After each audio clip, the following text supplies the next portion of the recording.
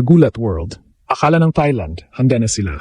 Akala nila ang pagiging host nation at ang paghahanay ng kanilang dalawang pinakamalakas na pambato ay sapat na para masiguro ang ginto sa kanilang sariling lupa. Pero hindi nila inaasahan ang bagyong darating sa anyo ng isang 17 anyos na Filipina, si Alexandra Alex Ala. Sa isang bihirang pagkakataon sa kasaysayan ng SEA Games, nasaksihan ng mundo ang isang lantarang dominasyon, kung saan isa-isang pinatumba ni Ala ang mga giant ng Thailand sa harap mismo ng kanilang mga kababayan. Sa semifinals pa lang, kinulantang na ni Ala ang crowd nang pabagsakin niya ang veteran at dating top 200 player na si Anchidisa Chanta.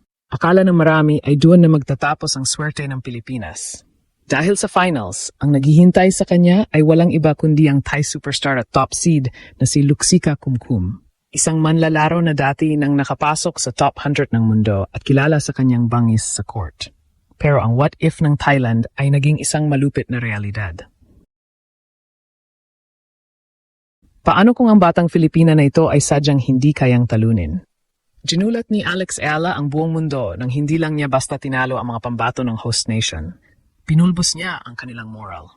Sa gitna ng mga questionable calls, mainit na atmosfera at lantarang pagkampi ng crowd sa kanilang mga lokal na pambato, nanatiling matatag ang ating banyaga sa kanilang sariling teritoryo.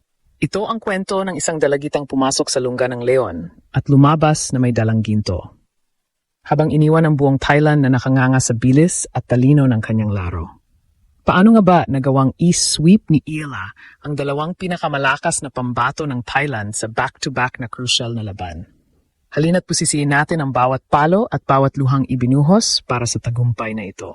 Sa mundo ng tennis, ang home court advantage ay hindi lang basta suporta ng crowd. Ito ay isang sandata. Nang tumapak si Alexandra Alex Ala sa court para sa semifinals ng SEA Games, alam niyang hindi lang ang bola ang kanyang kakalabanin. Ang buong stadium sa Thailand ay parang isang kumukulong kaldero ng emosyon at sa gitna nito ay ang kanilang pambato na si Anchidisa Chanta. Si Chanta ay hindi basta-bastang manlalaro. Siya ay isang veterana, kilala sa kanyang bilis at may bitbit na karanasan sa international circuit. Para sa mga Thai fans, ang semifinals na ito ay formalidad na lang. Isang hakbang para sa isang all-Thai finals. Pero doon sila nagkamali. Mula sa unang set, ipinakita agad ni Ala na hindi siya napunta doon para maging biktima. Ang ginulat ng mundo ay ang composure ng isang batang Filipina sa harap ng isang hostile crowd. Sa bawat puntos na nakukuha ni Chanta, yumayanig ang arena sa hiyawan. Pero sa bawat puntos na kinukuha ni Alex, katahimikan ang namamayani. Ito ang mental warfare na hinarap ni Ala. Sa simula, ginamit ni Chanta ang kanyang pamilyaridad sa court at ang init ng panahon para pagurin ang ating pambato. Dito pumasok ang what-if scenario ng mga Thai.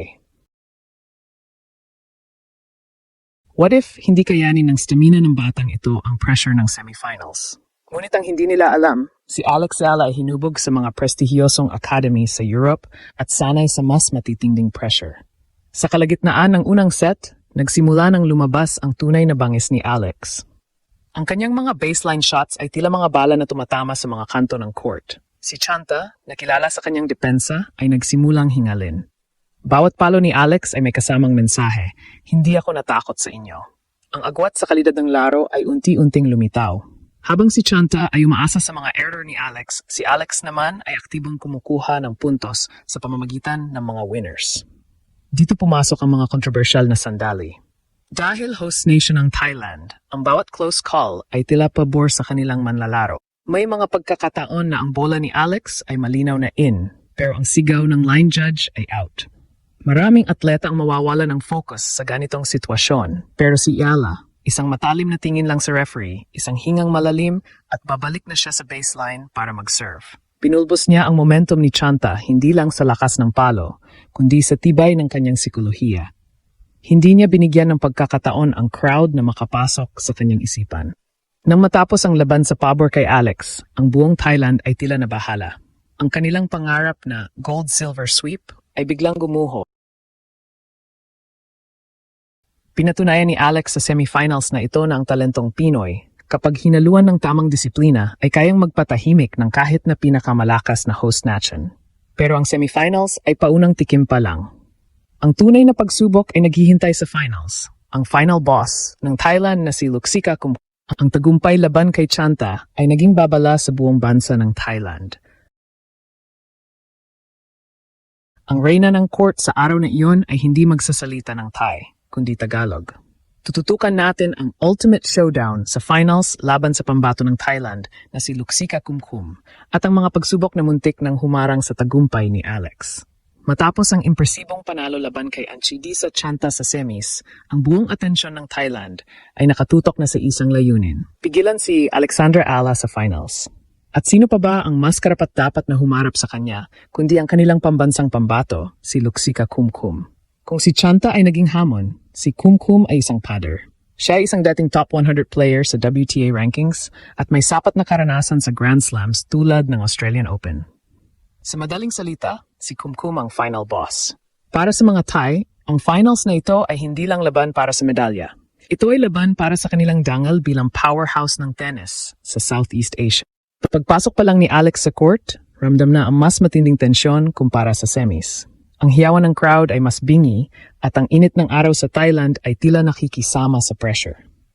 Dito natin nakita ang tunay na mismatch sa usapin ng karanasan. Si Kumkum ay mas matanda, mas malaki at sanay sa mga dikitang laban. Sa unang set, ginamit ng Thai superstar ang kanyang lakas para i-pressure si Alex. Bawat palo ni Kumkum ay may bigat at bawat hiyaw niya pagkatapos ng puntos ay tila nagpapakita ng kanyang dominasyon. Ang what-if scenario ng Thailand ay muling nabuhay. What if to na ang dulo ng swerte ng Filipina? Ngunit dito muling ginulat ni Alex Ala ang mundo. Imbes na matakot sa mas nakatatandang kalaban, mas naging agresibo ang ating pambato. Ang agwat sa abilidad ay unti-unting naglaho dahil sa talino ni Alex sa loob ng court. Napansin ni Alex na bagaman malakas ang palo ni Kumkum, may kahinaan ito sa mga mahabang rallies. Kaya naman, pinatagal ni Alex ang bawat punto.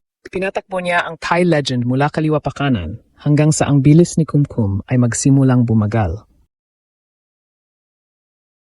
Ito ay isang masterclass ng tactical tennis. Ang pinulbos na binabanggit natin sa title ay hindi lang tungkol sa score, kundi tungkol sa kung paano dahan-dahang winarak ni Alex ang laro ng isang veterana.